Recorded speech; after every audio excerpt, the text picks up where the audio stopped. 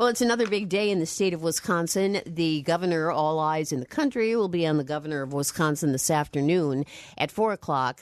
We will be presenting the governor's budget address live from the state capitol, and we'll also be offering a rebroadcast of the address at 7 o'clock tonight.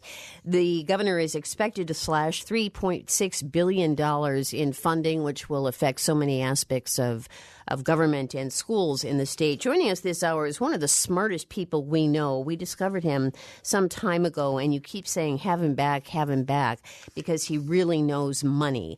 And we're delighted to have David K. Johnston with us. He's a Pulitzer Prize-winning journalist. He wrote on taxes for the New York Times for a number of years. He's a lecturer at Syracuse University College of Law and Whitman School of Management. He is a columnist at tax.com, and he is the author of a book that will make you darned angry, Free Lunch, How the Wealthiest Americans Enrich Themselves at Government Expense and Stick You with the Bill. He's written a piece on tax.com specifically about Wisconsin, really bad reporting in Wisconsin, who contributes to public workers' pensions, and we'll get to that column in a moment. David, we're also welcoming phone calls for David. Our phone number is 800-486-8655. Hi, David. Thank you so much for being with us. Delighted to be here, Kathleen. Well, how about Wisconsin, sir? Well, this is a very interesting development. The column that I wrote is about a specific aspect of it, but I think it is correct that what's really going on here is an effort to eliminate public employee unions. The governor could, for example, propose to rebargain the contracts and reopen them, and the employees apparently have indicated they're willing to make a lot of concessions. But he is quite adamant, and we know from the call where he got pranked, where he thought he was talking to David Koch, that, in fact, this is the larger plan, is to get rid of public employee unions. And that would have two very significant effects for people who aren't public employees. First of all, it would tend to lower the overall wage level because unions mean higher pay, and if you eliminate these rights, then private sector workers will see downward pressure on their wages, and the average and median wage paid in this country in 2010 was smaller than it was in the year 2000. Wages are, in fact, literally falling. And then the second effect would be a big shift in power, unless something else changes, between the two parties, because the Republicans are quite right. The Democrats depend heavily on unions and union supporters to organize people to get out to vote.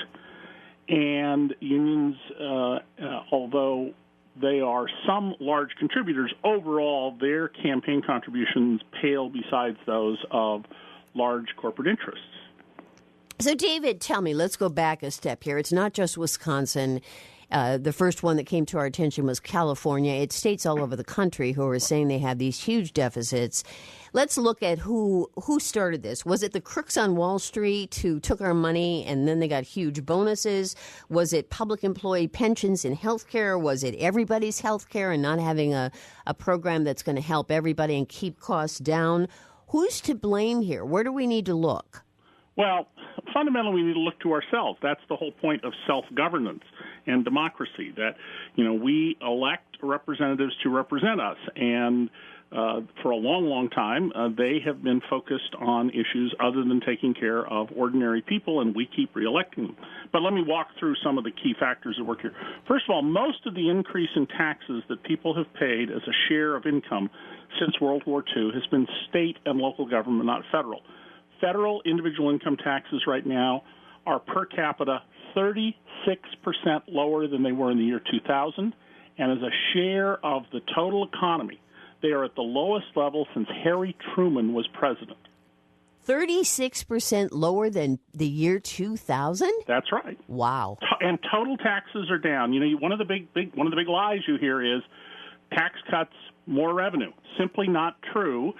And my column this week in Tax Notes, which is not up on our public website yet, and I don't know when it'll be, it may be next week before we put it up there, our free website, details this and shows it from the official data. I mean, it's right in the official numbers. So understand that it is increased costs of state and local government that have been a key factor in this. And what we have done over time is we've dramatically improved, in fact, our society through this additional spending on state and local governments. We have also, I think, spent some money unwisely. I mean, for example, there's been a major reduction in crime in this country since 1980. Burglaries are down, I think, 42%. Homicides are down 25% or so. But we haven't reduced the number of police as the crime problem has gone down. But it is important to understand that it's state and local government spending, not federal government spending, that has been the additional tax burden on people. A second factor is that we are putting a lot of our tax money into productive uses, like something like 1 out of 4 people or 1 out of 5 people in the whole world who are in prison or jail are in the United States, and we have, 5 or 6% of the world's population. Mm-hmm.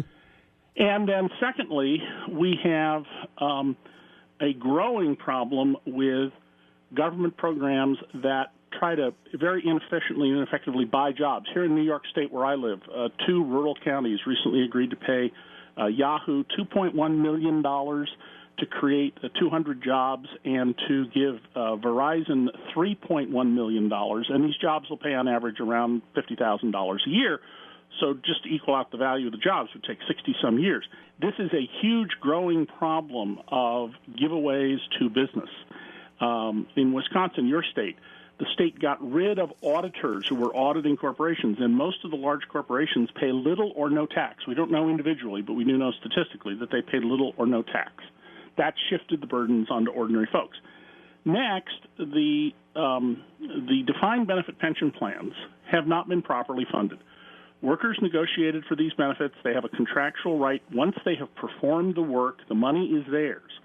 But the state politicians, in effect management, did not properly put aside enough money each year to fund these pensions, and then they paid Wall Street huge fees for advice that has not led to good results. The state Wisconsin Pension Board's investments lost over $10 billion between June 30th of 2008 and July 1 of 2009. Over $10 billion. And all of these fees, the state, the amount of money the state put in cash in the plan last year, about 15% of it is the cost of supporting the Wall Street investment advisors. I think that's excessively high. It's not outrageously high compared to other states, but I think it's excessively high. And the performance, if you pay for all this advice, you should be getting superior investment performance and taking fewer risks. And it appears the state has taken a lot of risks. But pensions, the total contribution the state made to the pension plan last year is like $220 per resident of the state. That's not a small amount of money, but that's not the core of the problem that the state is having. Mm-hmm. And the fundamental problem is our incomes are falling, therefore, guess what? Our tax revenues are falling. Exactly. We have less money to buy goods, therefore less sales tax revenue. We have less income, and because of the way the tax system works, as incomes fall, tax revenues fall even faster. Yeah. Well, I think it's a belief of some people that we can't really tax corporations very much because, after all, they're responsible for creating jobs. Our governor has said that we are open for business and really wants to attract businesses here. And yet, as you've seen, we've had hundreds of thousands of protesters. I've never seen anything like this in Wisconsin, who are willing to make their total compensation less with pensions and with health care.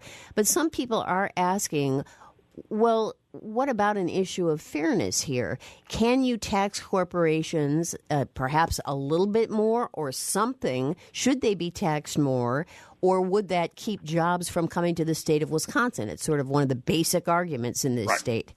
Well, Kathleen, one of the important things to remember is you have to look at this now as a global issue because we've decided to have a global economy. And that changes the whole ballgame for everything. So the U.S. had high corporate taxes, and they provided a significant portion of the federal budget and state budgets back in the 1950s when we were the overwhelming dominant economic force in the world. We have decided to change that policy. One of the things I often get up and tell audiences if they happen to be labor people, and I talk to everybody. I go to CEO clubs of executives, and I talk to labor unions. I often get up at blue-collar union groups and say, you're the most generous people in the history of the world because many blue-collar workers in America have voted for people and supported and sustained them in office who've decided that you should lose your jobs and have your wages cut so the rural poor of China can be better off. And I think we should applaud your generosity. The fact is corporations are now in a position where they can game this system, and they're gaming it very brilliantly. And that's a reality. We got to accept that. So I have in my column in Tax.com repeatedly suggested that we need to fundamentally examine how we're taxing corporations. You cannot eliminate the corporate income tax and have an individual income tax. That's a long discussion. We spent a whole radio show on. Just for the moment, accept it as a truth. And once you recognize that, then the question becomes, well, how do you work the system to get the revenue necessary to supply the common goods on which wealth building depends? And so while other parts of the world are using their tax revenues to make sure that their young people are highly educated in math and science and biology, and that's where the big future fortunes will be in biology, we have politicians who are saying we're paying our school teachers too much. Well, that means you don't want as smart people teaching in school then, because lower wages will lead to lesser quality teachers. We are saying we can't afford these things. That means we're going to choose to be poorer in the future. And so we need to have a fundamental discussion about how we're going to provide the common goods that are necessary. And I think one of the key elements to this is this, and it's, I admit, very counterintuitive. Lower taxes on capital have led to job destruction. If you own a business and the cost of taking money out of the business is paying a 15% tax on dividends at the federal level, and your spouse wants a $100 million oil painting, you may well say, well, okay, because it's only going to cost me another $15 or $17 million in taxes in order to get that oil painting.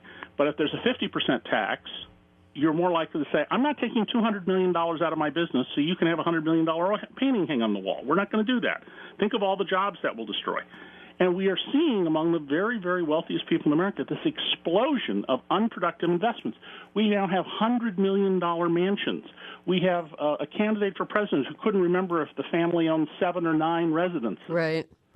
And when you have higher taxes, you effectively use policy to force owners of business, or at least encourage and coerce them, into reinvesting in the business, which creates jobs, instead of taking it out to buy unproductive assets whose prices are being bid up. The rest of the economy is falling apart, and unproductive asset prices are rising.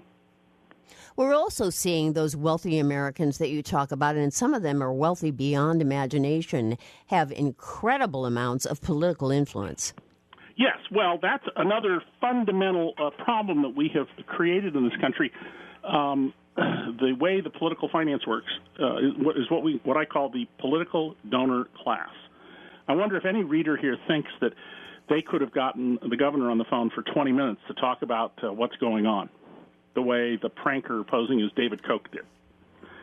If you are a big campaign contributor, that's the access you have. In fact, I had somebody in my backyard one day. I live in Rochester, New York, who I raised a question about a member of Congress, and they just picked up their cell phone, pushed speed dial, and got the congressperson. Oh my goodness! Well, I know the same person, but I don't have their private cell phone and speed dial access. And I think we need to recognize there's a real fundamental problem here about democracy. This decision by the Supreme Court called United Citizens. We were warned against ideas like this by none other than United States Chief Justice William Rehnquist in a case called Bellotti, Bellotti, for anybody who wants to look up. He wrote a dissenting opinion that said it is one thing to give property rights under the Fourth Amendment to corporations, but an entirely different thing to give them political rights because they are not natural human beings. And the Citizens United decision over time is going to turn out to be to politics and public policy what the Big Bang was to what the singularity was to the Big Bang. It's the entire universe. Let's go to phone calls. We have a full bank of them. Our guest this hour is David K. Johnston, Pulitzer Prize-winning journalist, lecturer at Syracuse University College of Law and Whitman School of Management, author of Free Lunch, How the Wealthiest Americans Enrich Themselves at Government Expense and Stick You with the Bill. We go to Pat from Oconomowoc first. Hi, Pat. Hey, guys. Hey, Mr. Johnson, I guess you'll be all right because you're among a lot of liberal friends here on this program. But the problem with the article is, to me, it's all semantics. You're talking about deferred compensation. I think we all understand, we work from the premise that, yes, they negotiated pensions, health care, and also a wage, which makes up 100% of their compensation plan.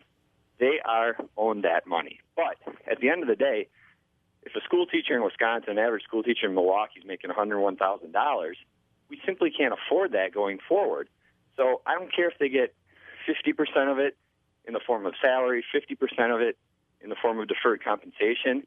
It is the taxpayers' money. You can't argue that it's not the taxpayers' money. All right, we need to backtrack here because we haven't even yet been able to talk about your column that looked at really bad reporting in Wisconsin who contributes to public workers' pensions. We posted this on our Facebook, and people, thank you very much, have read it. So maybe we need to talk about what that involves. David. Well, first of all, the caller is dealing with what I think is a very, very important issue here, and there's a subtlety I think a lot of people have missed in my column. There is a legitimate question as to how much taxpayers can afford to pay teachers and police officers and others going forward. How much we pay people, whether it's divvied up as all cash or part pension or part vacation, that's internal accounting. The issue is how much in total is the compensation package. And it may well be that Wisconsin cannot afford this. I mean, the unions themselves have said they will make significant concessions in light of economic conditions in order to do this. I don't see where that's connected to saying you can't have any collective bargaining rights. That's a huge leap from the underlying issue. But the burden on the taxpayer is a perfectly reasonable issue. My column at tax.com was a criticism of journalists who uncritically accepted the premise of what Governor Walker said and didn't think this through. And I have to tell you, I've had hundreds and hundreds of people either email me or post at the hundreds of blogs that have picked up on this piece. And I'm surprised at the number of people who, to be blunt about it, have a what they think is a conservative viewpoint that's actually communism. I've had people write to me and say, no, it's not their money, it's my money as a taxpayer. Mm-hmm. Well, yes, if you live in a communist society where the state controls everything, then it's your money. And this caller doesn't believe that.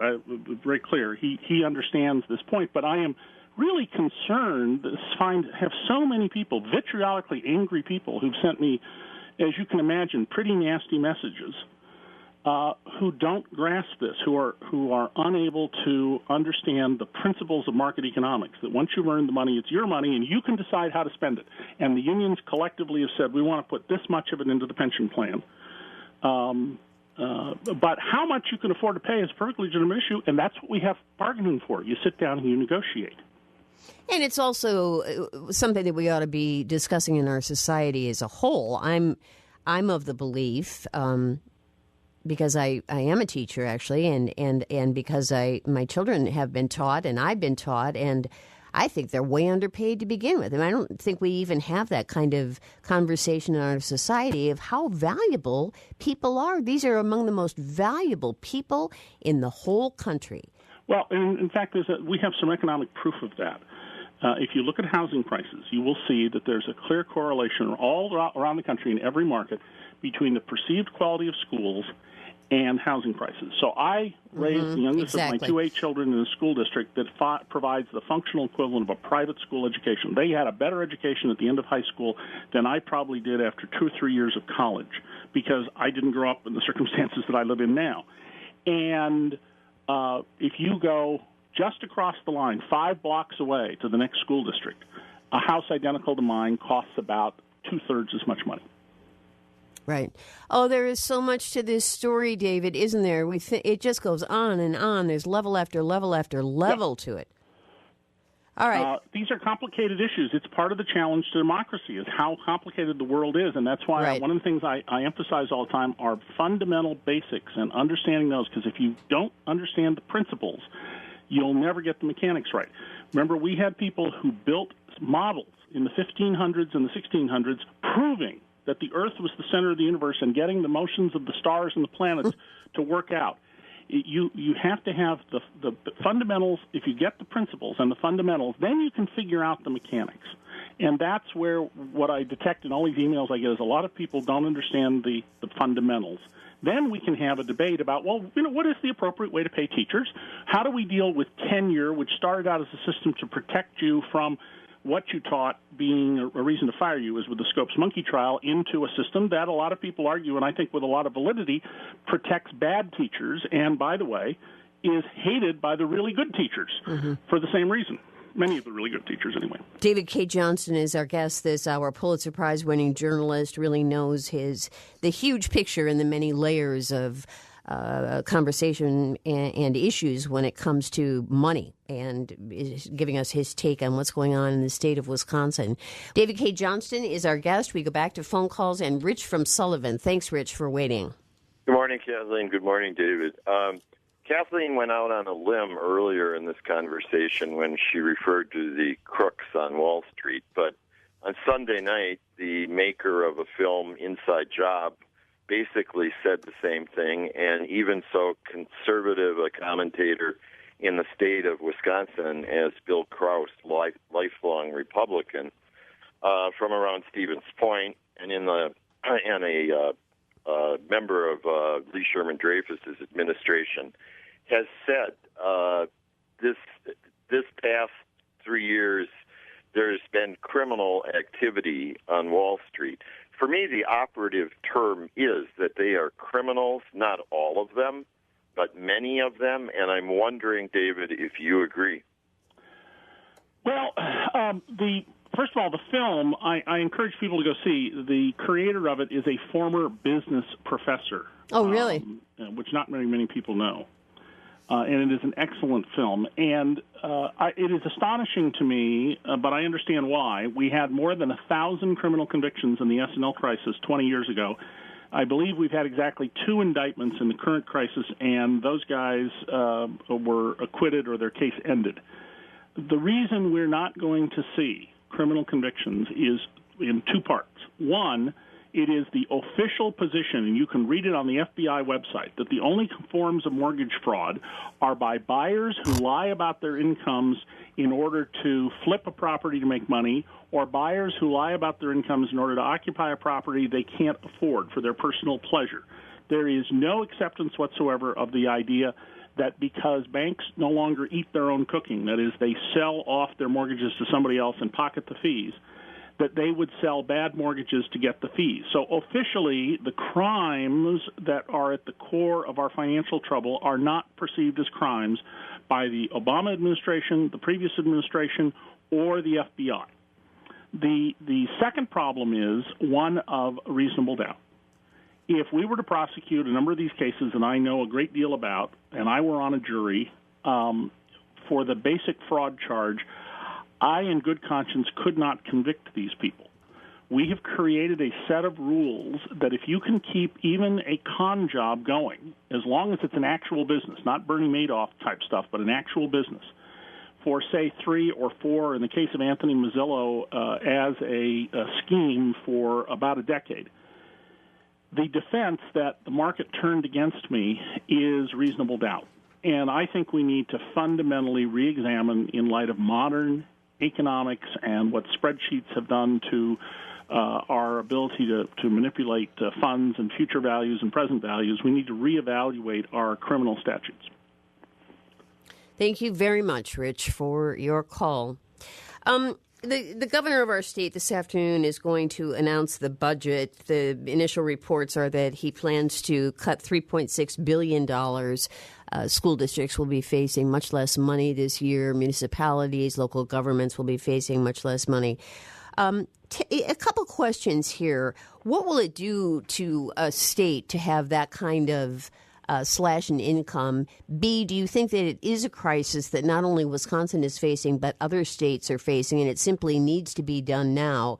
C, what about the threats of layoffs? Well, I could go on. There's so much to this story, but is it a crisis? Do jobs need to be and money need to be slashed to that extent, do you think, David? Well, you can't cut your way back to prosperity. That's the first thing we need to recognize. What you're seeing is a collapse of demand, and that's a vicious cycle like water going down the toilet or down the drain. It's swirling, and it's going to get worse. we had fewer jobs created in the aughts than were created during the Eisenhower administration, and fewer jobs during the G.W. Bush administration than during the Eisenhower administration. Remember, we were a much, much smaller population back then. Average income, total income, average wages, and median wages are all down. And we're getting poorer. And we're getting poorer because of government policies that are making us poorer. We need to rethink fundamentally how we're going to run our country in a world in which we no longer have, as we did at the end of World War II, half the manufacturing capacity, and where many of the basic wealth creation issues are not in any way tied to the United States. And let me give you one little example of this. You know, a lot of people have been in favor of these huge public subsidies where your tax dollars are used to give money to BMW or Harley Davidson or somebody else to build vehicles here. Yeah. Well, when you buy a Toyota built in Marysville, Ohio, the single largest value added, the economic wealth created from that car, is in the very costly, expensive engineering and creation of metal parts that torque within the engine, the drive shaft, the pistons, the piston rods, and parts of the transmission. All of that high-value work, including the engineering work, is done in Japan. All we do here is assemble the thing. And some manufacturing, but it's the low-value manufacturing. And this is a very subtle issue that I don't expect most Americans to ever have the time to get at, but our leaders need to understand this, and we need to focus on value-added economic production in this country and wealth creation. And underlying wealth creation, the foundation of all wealth, is taxes, because there is no civilization without taxes. And we need to understand that common goods, education, public health, transportation, whether it's by barge or highway or however else, all of those are funded with tax dollars. And if we don't have a strong base, then we can't have widespread prosperity and significant wealth creation. Mark in Appleton is our next caller. Hi, Mark. Morning.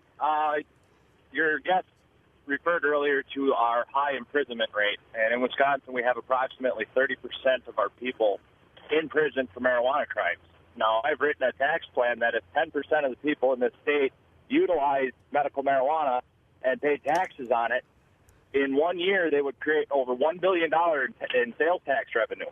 So it would pretty much wipe out this big budget crisis we have due to the fact that you create almost 200,000 jobs. You would eliminate so many people being in prison, which would give another area of tax revenue back to the state, and you wouldn't have to cut teachers. You wouldn't have to cut education. David. Well, I think prohibition clearly hasn't worked. The war on drugs hasn't worked. We're seeing mass murder and civil warfare taking place right across our border. It turns out a lot of it with weapons bought in Arizona and other places, ABC News revealed the other day. And it is reasonable to predict that if we don't change policy, we're going to have open warfare in the streets in this country sooner or later over controlling what government policy makes an incredibly profitable business. I would add one caution about this. We don't want, just as we don't want to, I don't believe we should encourage casino gambling. We should allow it, but not encourage it. My first book, Temples of Chance, was about this 20 years ago. If we're going to legalize marijuana, I think we want to set up the rules to make sure it doesn't become a big business. It's a small business with lots of entrepreneurs, and the policy is designed to limit and restrict use with significant penalties for people whose conduct under the influence, because they're allowed to buy this product, is quite severe to minimize the downside. Thanks, Mark, for the call. Deborah in Madison, hi. Hi. I'm calling to sort of back up along those same lines as what he was saying earlier. The comparison of state employees to private employees could almost be seen, at least those who are out on the street complaining, saying they deserve part of what we've saved over the years, is kind of like the grasshopper and the ant. Over the years, we keep saying we'll defer immediate financial gain for long-term benefit because we saw the beauty of saving. What we're told is most of our country hasn't saved enough, which is why they're in trouble now. We should be trying, I think, as a state, and I've felt this for decades, everyone who's a citizen of the state of Wisconsin should be eligible to invest in the state retirement fund. It is recognized as the best retirement system in the country and possibly the world. It is so well managed, and all that money, by the time we're through, we're in training the benefit of all the talent and innovation of companies around the world where it's invested, and in training that back into the state of Wisconsin, and that money is working for the entire state when it does this. David? Well, I absolutely think we need to have more savings, and defined benefit pensions are a smart way to do that. And let me explain something a lot of people don't understand. A lot of people think this is sort of a scam or somehow the workers get a free deal. A defined benefit pension is simply a wholesale version of something you can go buy any day of the week. You can go to Northwest Mutual or any other insurance company and say, I have this much money, I'm this old, on this date I want to start to collect an annuity for the rest of my life or for at least 20 years or for my life and then half of my spouse's if my spouse survives me. And they'll say, this is how much we'll give you. You can price it, and it'll take a day or two. There's no reason that we can't do this on a wholesale basis. One of the fundamental things that's created wealth in the world was Adam Smith's insight about specialization. And to expect that janitors or even school teachers or homicide detectives have the skill to manage their own savings and a defined contribution plan and make the right choices about where to put the money for their needs is foolish. Furthermore, because you don't know how long you're going to live. Some people will save too much and some people too little. In a defined benefit pension plan where you're guaranteed lifetime, people who die early get a lesser return. People who live a long life get more. But overall, you optimize the amount of money that needs to be put aside. There are, however, I think, real problems with the Wisconsin State Pension Fund. I did some analysis of their numbers. They've put themselves into very volatile investments. Secondly, the balance, the average balance for the 566,000 workers is about $131,000. The average pension is pretty modest. It's $24,500 a year. Remember, almost all state workers do not get Social Security, so that's their income in old age. Well, a $24,500 payout against an average balance of $131,000 is kind of scary. Now, that's a little misleading, and people who know pension economics will know that I'm doing something here in shorthand. But the funding levels do not appear to be sufficient, and it appears in part that's because the politicians, that is, the management side of the equation, did not put in enough cash each year to equal the increased pension obligation that people earned each year in their job.